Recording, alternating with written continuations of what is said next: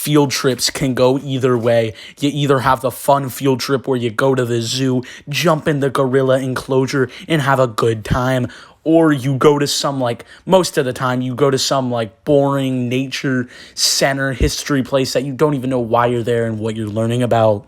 I hear some people say, like, oh, we went to an amusement park for our field trip. And I'm like, what? Where's the educational part that, we apparently need to have on the field trip? Like, oh, roller coaster, go fast. Make sure not to go on the ride made out of popsicle sticks. Like, what are you talking about?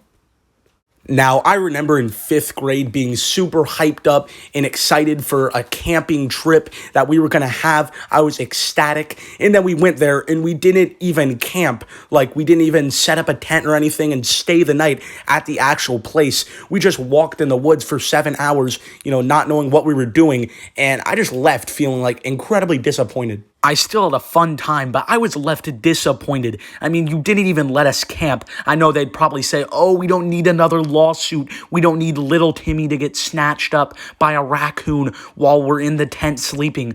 But still, you gotta let the kids live a little bit.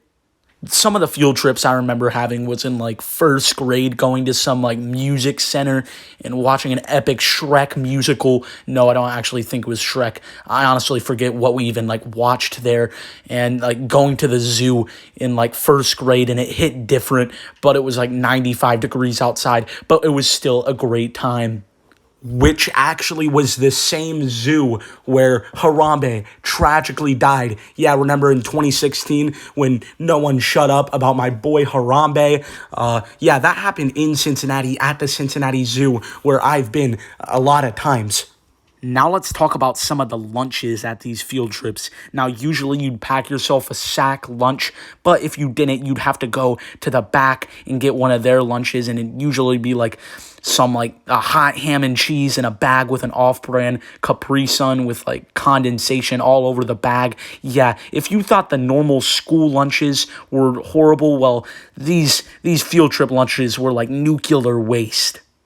I don't know if it was just me, but usually for these field trips, you'd have to be in, like, some groups, and if you weren't with your friends, then you'd have to be with some, like, random Karen chaperone who thinks they run everything. And you'd usually be in the group with some weird, strange kid who smelled like Fritos and was always running off doing something strange.